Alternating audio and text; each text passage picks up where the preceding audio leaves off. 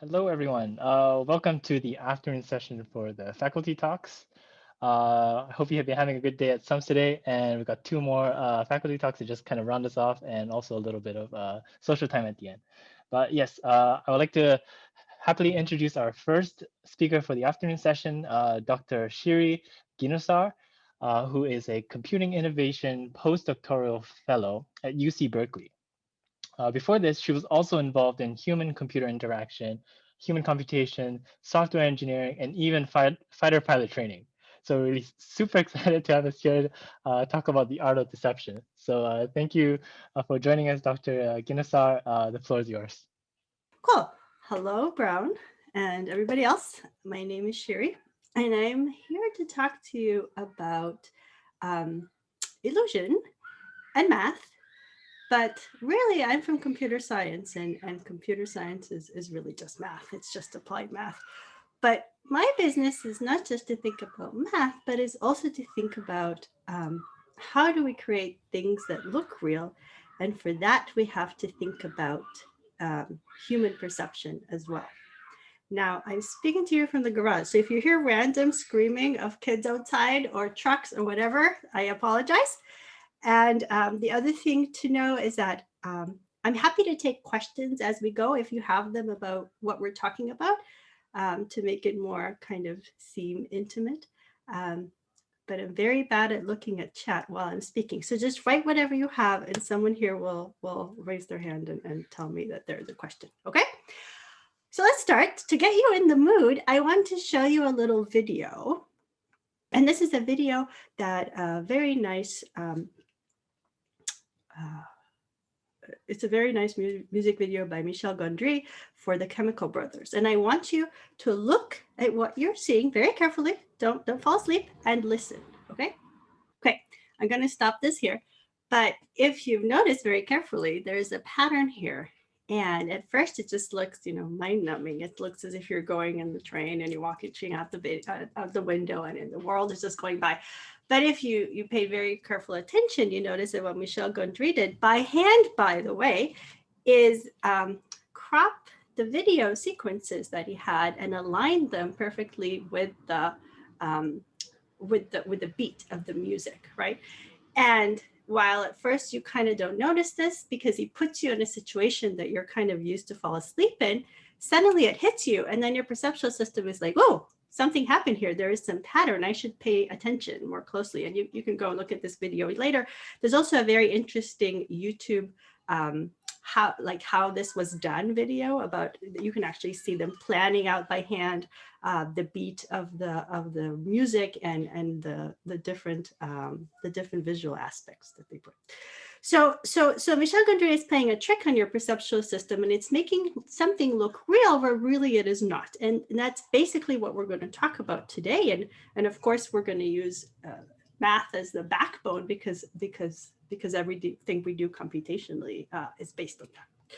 But let's take a little step back and look at history and look at history of how people have tried over the years to depict the world around them.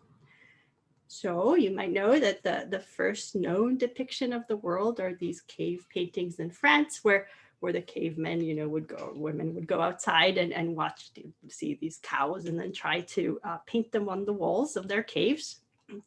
And fast forward many, many years, we get to Byzantine art, and here there's so many more details, right? There's so many details in the clothing of the people, but the people's faces are all flat. Everybody is frontal, and there's no emotion. They're basically always like kind of like strict, right? This is a very nice a mosaic with this example. And later we get to the beginning of the Renaissance, and suddenly here's one of the first depictions of depth in painting. So we get a little bit more realistic. Here, how is depth achieved? Well, first of all, the faces have emotion. They kind of have a little bit of shadow on them. They're trying to say something. They're not frontal. And Giotto here is putting a person in front of Christ, who is the subject of the painting, to kind of get you to think that there is something here. There's something that you can walk into the painting. Afterwards, in the Renaissance itself, here we have an example of linear perspective where the people in the background are kind of smaller than the people in the foreground. And you can feel like there's, again, it's like a box you can walk into. And going a little bit forward again, Van Eyck here, this is one of the most detailed paintings that anybody has ever painted, I think. There's a marriage here being depicted, but every single speck of paint, it has realistic meaning. Like if you just look at this chandelier, right, this is amazing. There's like every single fleck of light is precise. And he even does a further trick. There's here he uses orthogonal perspective, but he also puts a mirror in the back, right? So if you look in this mirror, he's capturing the backs of the people who are getting married and the person who's marrying them, which is interesting, not the painter, but this is like really, really draws you into the picture, and it looks very, very realistic. Of course, this quest for realism kind of came to the end with the invention of the camera, because now you could just take your camera out and put it out your window, take a picture of the world, and there you go, perfection. There's nothing else to do, right? And this is one of the first daguerreotypes. It was a tinta. It's very interesting stuff, but we're going to move on. So what did artists do? Did they give up? Did they stop? Never, right? So after realism came a lot of different things. For example, Impressionism. And here's an example from Monet, who was an Impressionist. And if you look at this painting, what you notice that there's a lot of motion going on. There's like a parade, it's in Paris or somewhere like that, and there's flags of France and everything is blowing in the wind. But if you really try to focus on any particular part of the painting, you'd see that there's nothing there, right? The flags are not aligned. Like there's lines that are blue and white and red, but it's not really a flag. It's just this jumbled paint. And the interesting thing about this is that Monet is actually in a way talking to your peripheral vision. So usually when we think we're looking at something, we're looking with our central vision, and that's very precise in terms of the localization of objects. But our periphery, it kind of allows things to be jumbled around a little bit. It's less attuned to spatial arrangement. And so here, when you're trying to focus on any particular thing, you're saying, oh, everything is jumbled, everything is moving. But when you don't focus, your periphery is like, oh, yes, this is fine. The context is fine. And so I kind of see something in this image that is not really there, but I perceive a lot of motion. So this is kind of a cute trick. Many, many years later came all of us computer scientists, and we said, oh, no, realism, we could do this, right? We just need to have a physical model of the world. And if we capture the world physically, we could be rendering anything we want, right? And computer graphics did this for a very long time, and they were very successful. Everything is amazingly real in these pictures, but it's very, very sterile. It's robotic, it's futuristic. And if this was a class, I would make you try to guess why, but instead I'm just going to tell you. And the reason you can think for a second. And then the reason why is that that's not how things work really in the world. You can't really model everything with a physics model. You can't really model everything with math that we know how to write down, because the world is full of junk. The world is full of cracks in the street and noise and dirt and dust. And all of this stuff makes our perceptual system think that we're out in the world, in the real world, but we can't capture that with a physical model. And there's a lot of beauty in this complexity. And what I do in my work is I try to capture this complex beauty without writing down, the actual model of what I'm trying to depict. Okay, so one more final digression about perception. Okay, and the point I want to make about perception is that a lot of that is in your head. Okay, it's not really in what you see. So, for example, if you look at this picture, and I would ask you what you're seeing in the red frame, you would probably tell me that it's a person playing soccer. But actually, if I blow him up and you look at the pixels, there's nothing here, right? It's just like a couple of lines. It's only from the context that you know what you're looking at. And here's another example. So here's a person and he's doing something, and you can guess what he's doing. And it kind of looks like he's talking on the phone. Look at his computer next to his keyboard. But if you take away the blur, this is all blurry, and your brain is filling this up. If you take that away, you see that he's actually looking at his trash can, and he's talking into his shoe, and his mouse is his stapler, right? So again, there's nothing here, but your brain is making it up, okay? So these perceptual loopholes is an opportunity for design, and it's an opportunity to make an illusion where something was not really there. But you kind of have to carefully guard the important bits that is important for our perceptual system. So what are we going to talk about? We're going to talk about 3 or 4 different examples. We'll see how much time we have, where we can take, computer science and computer vision math and combine it with perception to design things that might look real to you. And one thing we'll talk about is using both audio and motion and doing some stuff that's cross-modal. We'll talk about modeling fine grain appearances of people. In this case, it's going to be people in motion again. And we're going to talk about using time as a creative material.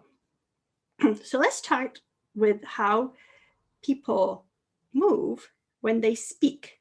And what I mean by that is something like this. And how is it the personality travels?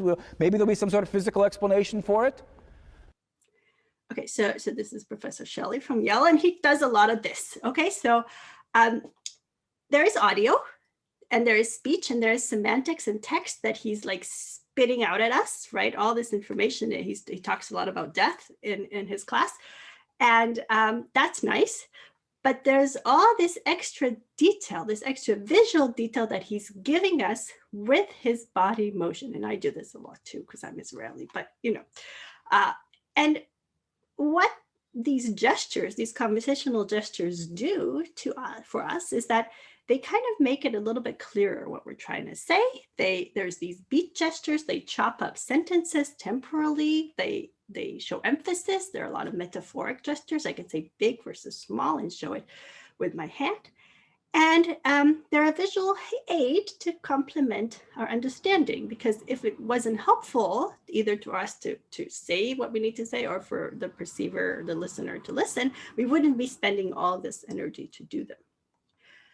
So what I want to talk about is in particular co-speech gestures. So there's a whole continuum of motions that people do for communication. On the one hand, there is sign language, which is a language on its own. And this is not what I want to talk about. And I also don't want to talk about emblems, which are motions with agreed upon meanings like Italianate. And I also don't want to talk about spontaneous gesticulation, which is could be there in the absence of speech. So what we want to focus on something in the middle there. We want to focus on motion that happens with speech and doesn't happen when speech is not there. And so we want to learn how people use gesture when they speak. And to do that, we are going to take as input a raw audio signal of speech. And from that, we want to directly predict the hand and arm gesture of the person. Okay, so it's going to look something like this.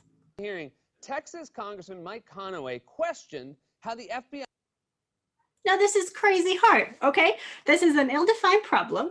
There's no one-to-one correlation or, relationship between the audio and the motion, because I can say something today and do something with my hands and say the same thing tomorrow and do something completely different, and it will still be good because it's me and it's real.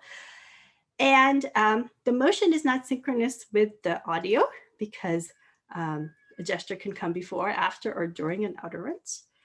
And so it's an ill-defined problem. But even more, it would be something that would be very hard for people to annotate for us. So a lot of what we do in computer vision and machine learning in general is cheat. Because what we do is we go out and we ask people, oh, can you please find the cat in this image? Or can we please find whatever in another image? And then we annotate this. We collect a lot of human labels, and then we learn to regress to these labels or learn to classify something as these labels. Okay, so you're using direct supervision. But this was, nobody can say this for us. Okay, nobody can give us the gesture that somebody would do for a given speech. Okay, but interestingly, there's still some irregularities in the data itself that we can use to give us some insight. So we want to look at this in a data-driven, big data way across, for different people. So what we did is we went and we collected a very big data set of video, and we focused on 10 different subjects. And what we do is for every frame in the video of these monologues, people speaking in front of the camera, is we annotate them with automatically with a system that can find their limbs. Basically, we're looking for the arms and the hands of the limbs, and computer vision can do this for us automatically by now. So the data is going to look something like this. Waiting outside. Why are you telling me all this? And you're not going to believe what they said they want to do. Isn't that disgusting? It's 2012. We're still not on the... And then report it to the police. Even Lauer's conversation. Light, more photons per second, still none of the... Too young to be vaccinated. And why would you choose not to do that?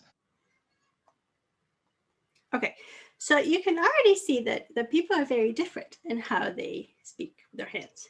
But within a person, there's a lot of regularities. And here I'm showing clusters of motion for Ellen and for Conan, where every row is a cluster. So people are repetitive with what they do. They do the same motion again and again and again. And that is wonderful because that gives us a learning signal that we can hook onto, okay? And so what we're going to do here is we're actually going to model each person individually and try to go from their speech to their motion. So how do we do this? We take, in practice, a raw audio signal, but I'm in computer vision, and it's really easy to do this. So we actually treat it like a picture. We turn it into a MEL spectrogram. And we stick it into a neural network because that's what we do these days. And we output a temporal stack of vectors, okay? So they're just numbers, literally, but each vector is going to represent a pose, a static pose of the arms and the hands of the person. And if you look at them over time, you get a little video of this stick figure moving around, okay? So it's gonna look like this. So, try and separate the two. Now the good news is... Okay, so a little bit of mathematical details. This audio spectrogram comes into this neural network. A stack of temporal poses comes out. Now, how do we learn this? Okay, so one thing we can do is we can use regression. So we can use basically L1 regression, very simple, to those pseudo ground truth labels that we had of the automatic detection of the frame by frame pose. That would give us something nice, but not great, because regression, if you're dealing with the problem that has multiple modes, so for every sentence or every speech utterance, I could have multiple motions associated with it. If I just use regression, I'm going to get something that's a summary of all the different modes. And so it's going to look kind of like you're moving through honey. It's going to be very kind of closer to the mean than I would like. And so a trick that we've been doing a lot in machine learning recently is to have an additional loss, which is, we call it an adversarial discriminator. So it's an extra neural network, and its job is to basically look at our output motion and to say, is it real or is it fake? And the way it's doing it is by comparing to real motion in our ground truth data. So that gives us an extra learning signal, and it helps us snap to a single mode instead of summarizing all the different options. Okay, so I'm going to show you what it looks like with and without this adversarial loss. So on the left is only regression. It's going to move kind of slowly. And on the right is what happens when we add this adversarial loss. Okay. So, try and separate the two. Now the good... It makes a difference, it's helpful. I just want to point out that the face here is actually ground truth. I'm not predicting the face because other people have done this and they've done this beautifully. So the face I'm just putting in so that your visual perception is happy and can, understand what it's looking at, that it's a person speaking. Okay, so we're not predicting that part. Okay, so let me show you some examples of results. And again, I'm putting the ground truth video here on the bottom right, but I don't actually expect to give you the ground truth back. I just want to give you something that's realistic with respect to this person. It respects the style of this guy. Talking about the instantaneous rate, the rate just when the concentration is energy to boil. Higher kinetic energy, higher temperature. Logo in order to make it more modern. Yeah. Yeah, appropriate noise for that. Thank you. Okay. It's interesting always to look at what fails, right? So the main limitation of this whole idea is that we're never taking in any semantics. And we want to do everything from audio. We want to see what's possible. But unless we have infinite amounts of audio, it would be really hard for a system like this to learn anything about semantics and to produce gestures that are metaphoric so that they have a semantic meaning. And so, for example, in this example, I want you to notice what happens when he says the word random. States involved in the random motion. So heat is the more. So our prediction doesn't capture this random thing. This is a very random-like motion, but it does capture the beat gestures that, cut up the sentence and give it rhythm and a little bit of semantics. And we're doing this from raw audio, which is amazing. Okay, cool. There is a problem that I kind of shoved into underneath the carpet, which is interesting for us in computer vision, but it's also interesting, I think, in general, which is that these automatic detection methods of the pose and the fingers are really terrible. Okay, they don't work. I showed you some examples where they do work, but in general, it doesn't really work. And here's an example of Ellen DeGeneres, which is part of my data, but I can't use her for anything because her hand detections just suck, okay? And I'm going to show you the ground truth on the top right, and in the main frame is, in this point, it's a 3D, trying to regress to her 3D shape of her hand, but it's the same problem, basically. To a CVS for one item. And the receipt was so long that I couldn't even believe it. I called it outrageous. I called it mind-boggling. I called it long. And now this time, so this is super noisy, and at some point it just goes out of whack completely. And these systems take a lot of stuff into account because it actually takes the image into account. They have appearance, so they can do things like figure out where the finger is, but there's no temporal information that they take in. And so it's just very hard to work with. It's like impossible to do what I do with this. So then we went and we said, okay, let's fix this. And we came up with some crazy idea that actually works. And what the crazy idea is that, and you should try it on yourself, is that it turns out that there is a correlation between your upper body, so arm and shoulder, motion and pose, and your hand shape when you're speaking. This is not true in general, okay, but it would be true when you're playing tennis, right? And it would be true when you're speaking, and you should talk later with your hands and see if it's true for you. But it turns out that it's true for a lot of people, and this is something that we trained across person, so this is no longer a person-specific thing, this is a general prior. And so now, if we take just this motion as input, to a CVS for one item. Oh, sorry. And the receipt was so long that Sorry. What I wanted to tell you is I wanted to show you first the ground truth, and I wanted you to notice what Ellen does when she says one. Okay, here we're going to do it again. To a CVS for one item. And the receipt was so long that I couldn't even believe it. Do you see that semantic figure? Okay, so this is what happens when we only, no pixels, okay? We're not taking pixels into account. We're just taking her upper body motion, and we're going to predict her hand. This is pure synthesis. To a CVS for one item. And the receipt was so long that I couldn't even believe it.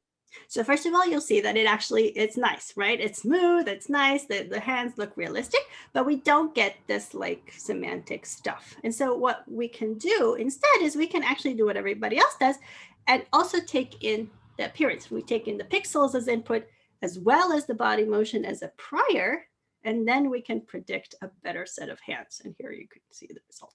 To a CVS for one item. And the receipt was so long that I couldn't even believe it. I called it outrageous. I called it mind-boggling. I called it long. And now this time. Okay, so there you go, problem fixed. And this is just a cute little example of what you can do sometimes, you know, where you can find in these big data regimes, you can find correlations where you wouldn't have thought that they existed, but that would actually help you do a better prediction of what you're trying to do. Okay, cool. Now, up till now, I've showed you these stick figures as motion output and also these 3D hands.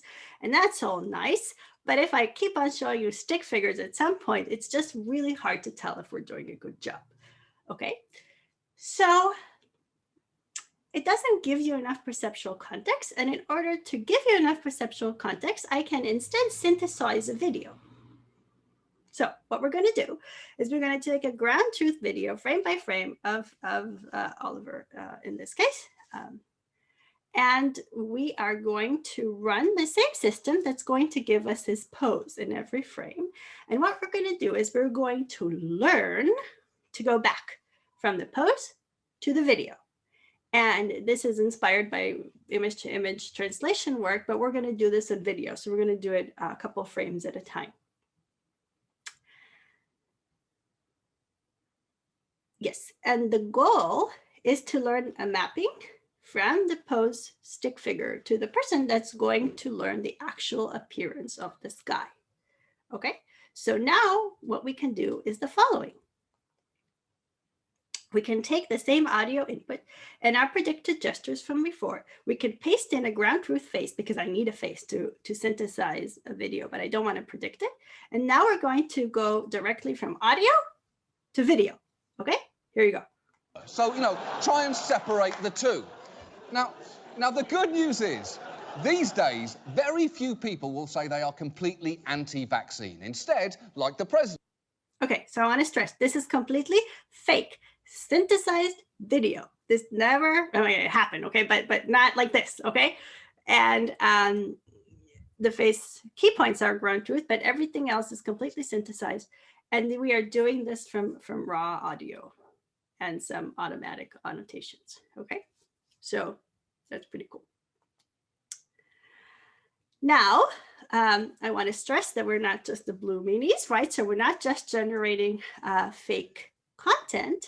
You can actually use the same kind of ideas to detect fake content that possibly malicious parties might have released, right? And what we're going to do here is we're going to look at motion and how it relates to what people say in a person-specific way. So I'm going to show you Obama here in his weekly address. And I want you to notice what he said, what he does when he says, good evening. Hi, everybody. Hi, everybody. Hi, everybody. Hi, everybody. Hi, everybody. Hi, everybody. Hi, everybody. Hi, everybody. Hi, everybody. Hi, everybody. Hi, everybody.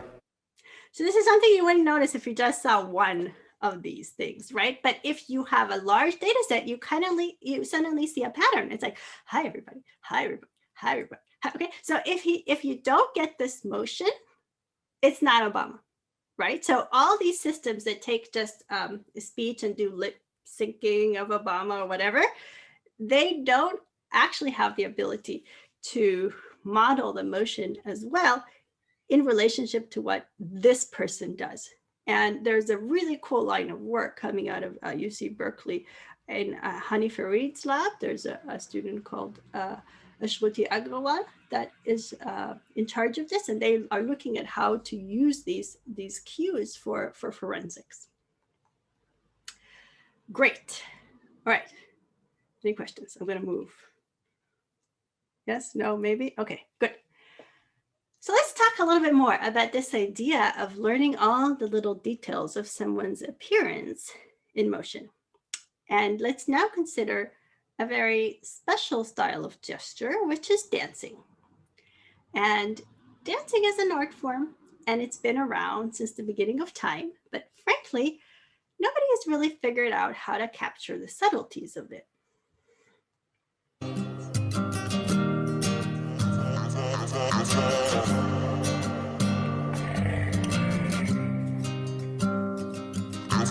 Hold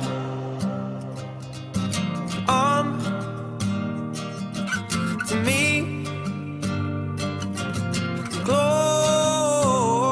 If I tear my heart out, I still feel pain. Whatever I do, still feels the same. Act like it's nothing, but tell me now, what were we thinking of? Everything that we had, well, it's gone to waste. If I stand in the sunshine, all I see is rain. Okay, so what do we have here? We have something very similar. We have a source video on the top left. We have a detected pose out of the box from what is called open pose on the bottom, on the top left, bottom left. And then we have a completely synthesized Caroline, who is the first author of this paper and now a PhD student at MIT, who is dancing based on the motion of this other guy. So we have learned all the details of Caroline, and now we can synthesize her in any motion. But I played a little trick on you. I played a Michel Gondry trick on you, okay? And actually Caroline did this, and it was a genius thing to do, because I'm going to show you now the same video, exactly the same video, okay? But without the audio. And I want you to notice if it looks as nice, okay? Here we go.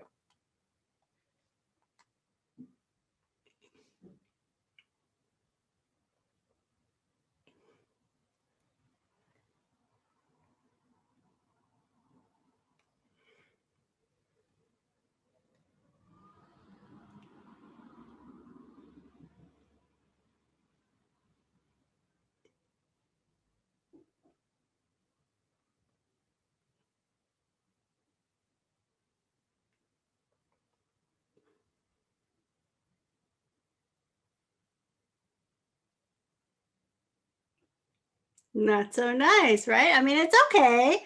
It's okay. Still pass the test, but like, you know, suddenly all these little artifacts come across where you didn't really notice them before because your perceptual system was all busy being happy about the music and paying attention to two things at the same time, that it actually looks a little bit better when there's audio in there, right? Isn't that interesting? So what you learn from this is that it doesn't matter how much math you know, okay, math people, it does not matter how much math you know. If you want to make an illusion, you have to take the viewer into account and their capabilities and limitations.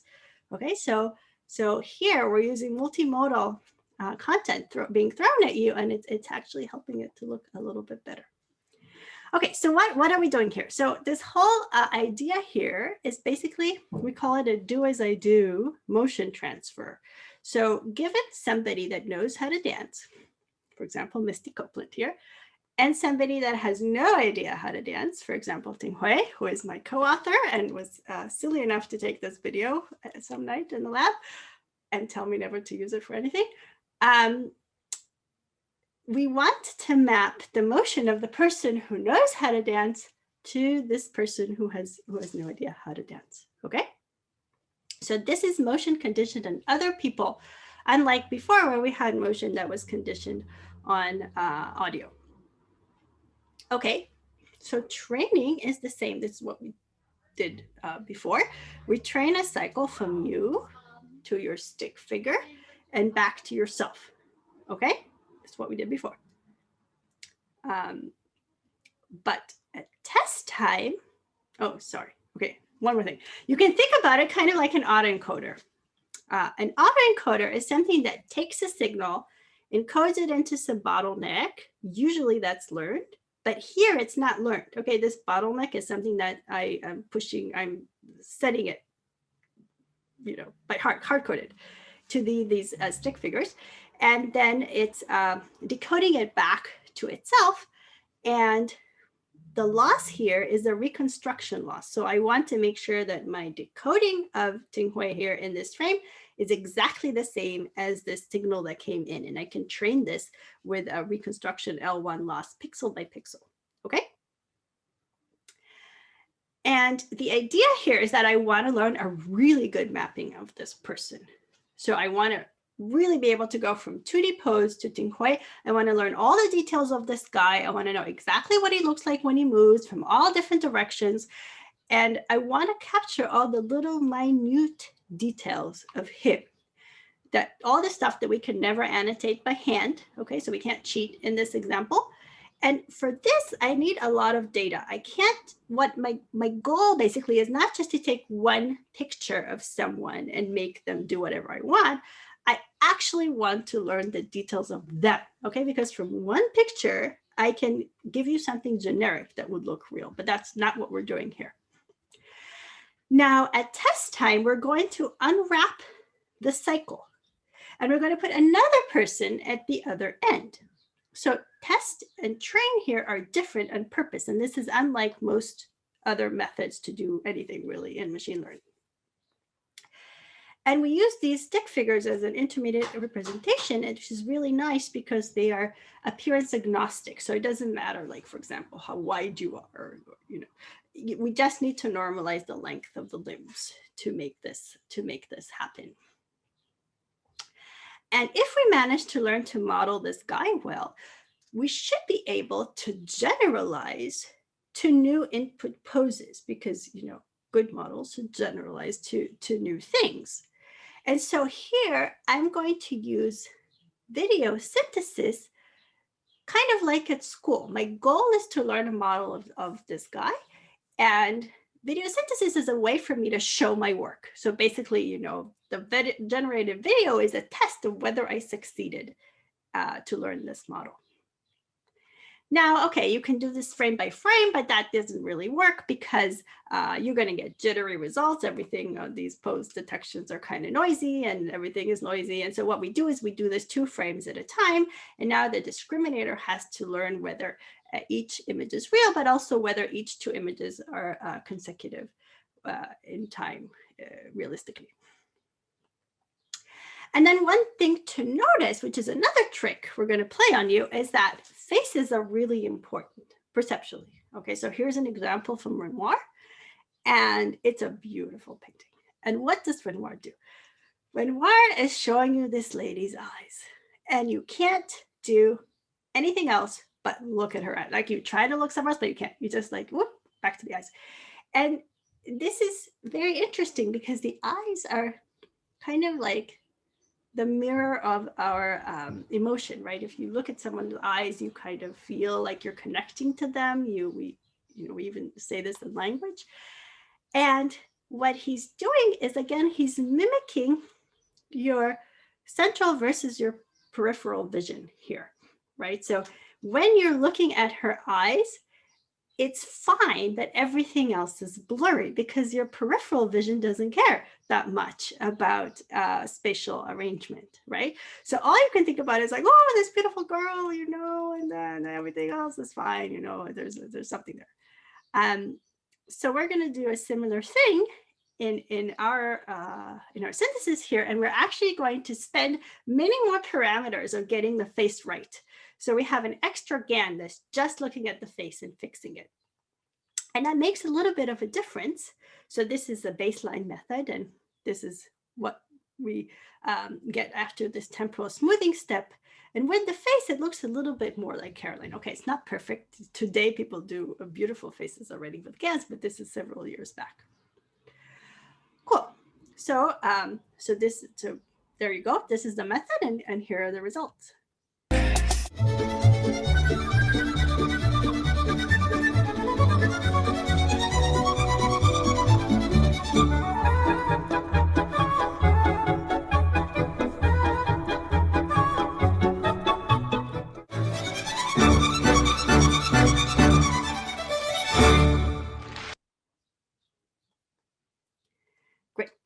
So in essence, we took this idea of image-to-image translation and we turned it into a controllable interactive application that got a lot of attention to the field of image and video synthesis. It appeared in press, it exhibited in museums, it appeared in stage performances.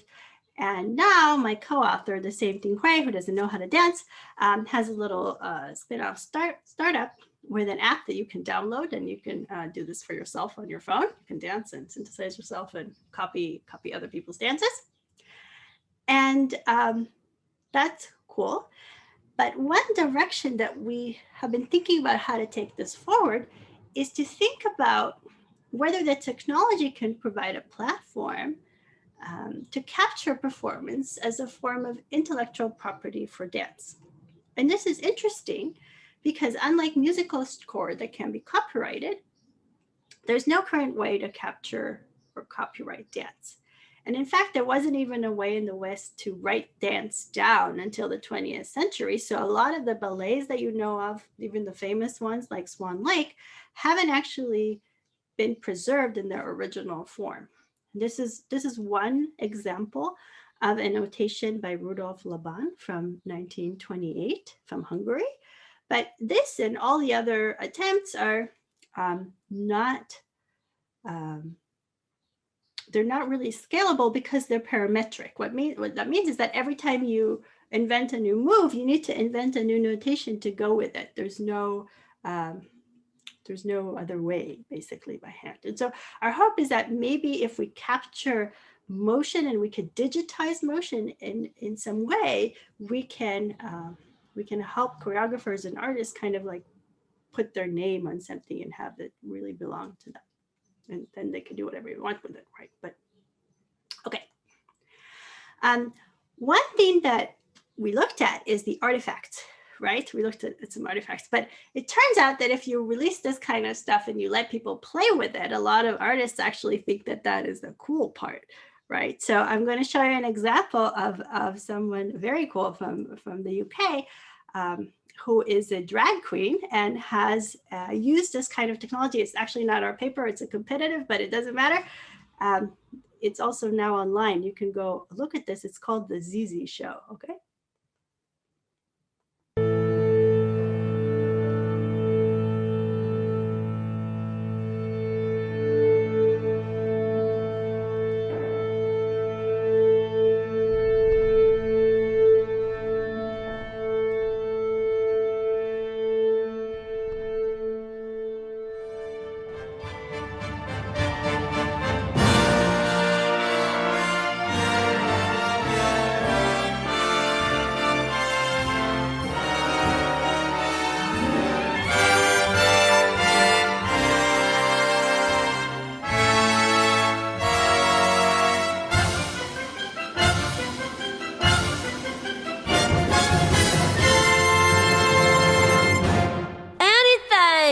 Could do, I could do better. I can do anything better than you. No, you can't. Yes, I can. No, you can't. Yes, I can. No, you can't. Yes, I can. Yes, I can. Anything you can be, I can be greater. Sooner or later, I'm greater than you. No, you're not. Yes, I am. No, you're not. Yes, I am. No, you're not. Yes, I am. Yes, I am. I can shoot a partridge with a single cartridge. I can get a sparrow with a bow and arrow. I can live on bread and cheese. And only on that? Yep. Soaking a rat. Any note you can sing, I can sing higher. I can sing any note higher than you. No, you can't. Yes, I can. No, you can't. Yes, I can. No, you can't. Yes, I can. No, you can't.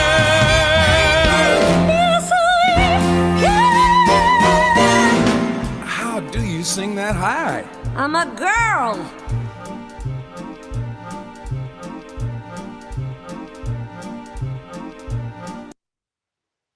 Okay, cool.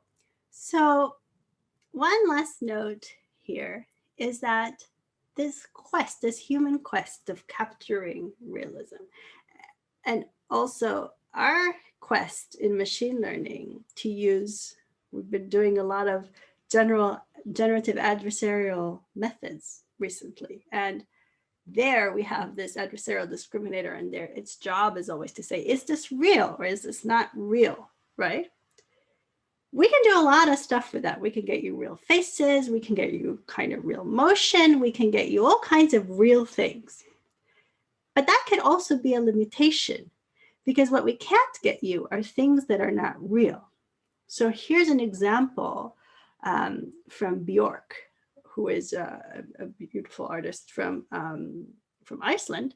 And they actually came to us at some point and asked, you know, we have this whole show. They were putting on a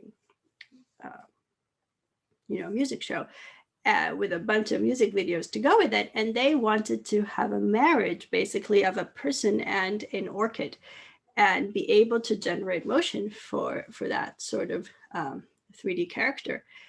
And there's really not a good way to do this in machine learning these days, right? Because we can say when something is real and when something is not real, but to say that, you know, come up with some new creative example and try to train to do that without real examples, we just don't know how to do this.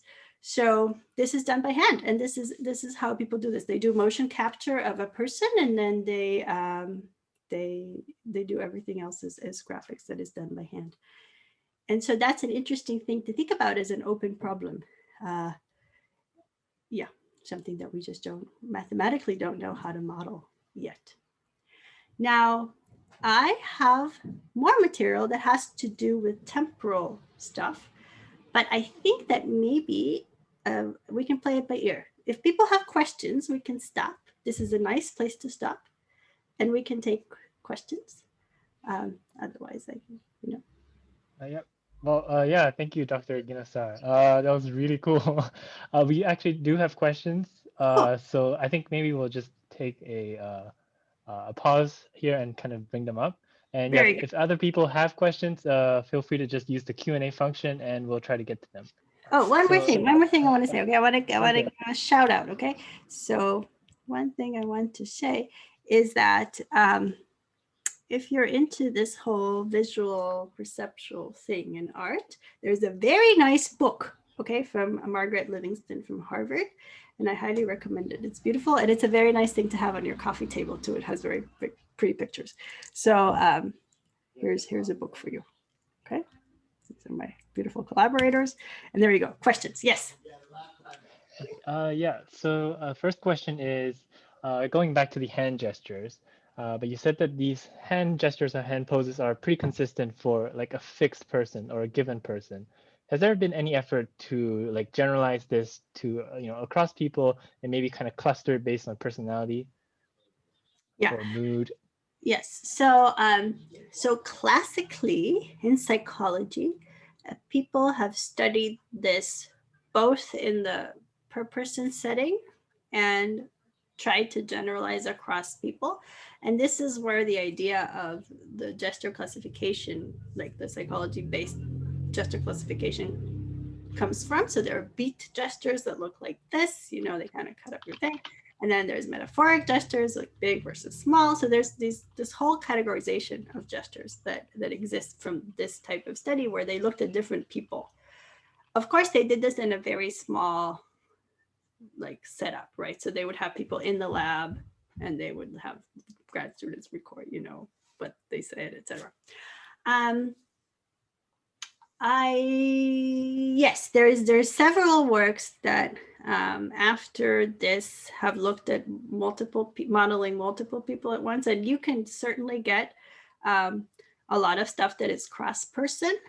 I don't know if anybody has looked at personality, but one thing that I know people are working on, but it's hard to get good data for this, is looking at different cultures, right? So there's a lot of gesture that is culture related. So, one example is like the Indian, yes, versus the American yes, right? And but Italians speak with their hands and Israelis, but like British people are like that, right? So there is a lot of cultural stuff. I don't know about personality if somebody's looked at that. And someone was wondering, where do you intend to go with this research beyond film or entertainment or deepfakes? What is the direction? So right now, this particular direction we are actually submitting a paper in 2 days. We're looking at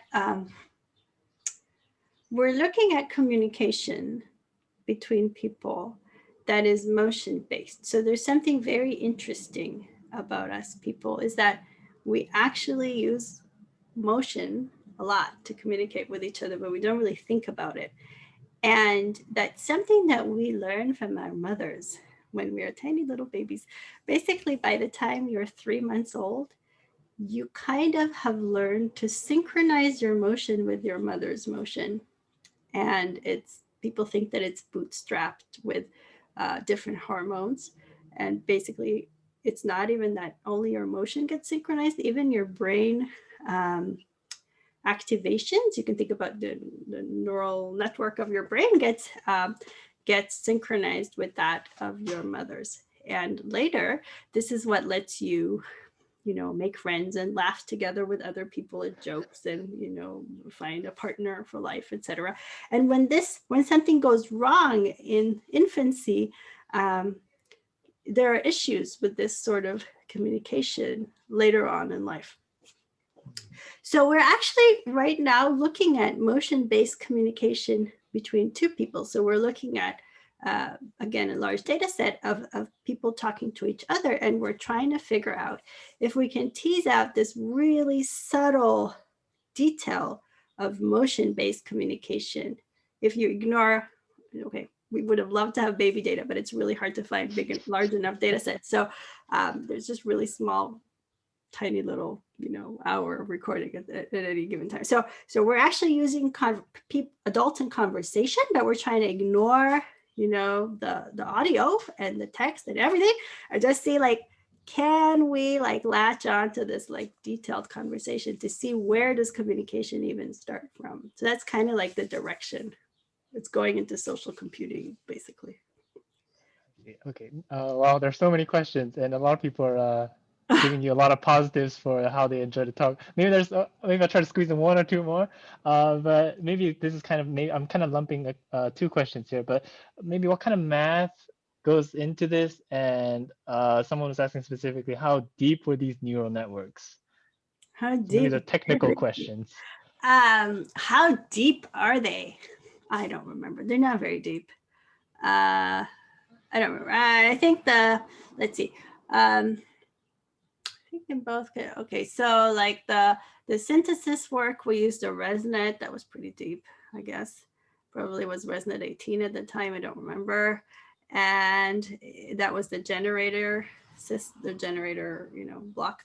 And in the motion synthesis, we used a UNet, which I don't remember how deep it was. It's I don't remember. It was it's not that deep. Yes. I see. But it's we use state-of-the-art networks. When ResNet comes with everybody says, oh, ResNet 50, we're like, oh yeah, ResNet 50. So but I'm not normally in the business of designing new networks. I usually use whatever is the best performing thing now, and then we tweak. Yeah. I see. Maybe one quick one. I don't know how short this is going to be, but someone asked, has wearing masks affected any of your work? Have you been involved in work that needed mask wearing people? Oh, cool. Cool. No, because no, I haven't. No, that's a good question. That's a good question. That's a good idea. Thank you. I'll think about that. Maybe I'll do something with that. I was thinking about this because I have a 1-year-old daughter, and she just thinks that adults have masks on, and so and she wants to put one every day, right? So, but then how do these kids even learn whether we smile or not, right? You have to get the information from the eyes. That's a very good question. You just gave me an idea. So no, but we did get from the pandemic for this dyad research is that actually what we're doing is that we've collected ton of data of split screen interviews, right? So Conan O'Brien and whatever, all these people now interview people, or they used to, I think now they're back to the studio, but they used to interview people on Zoom, right? And suddenly you have two frontal people talking to each other, which was really hard to find before because even if you look at like talk shows or whatever, the people are always facing each other and the camera keeps moving around and it's just like a mess.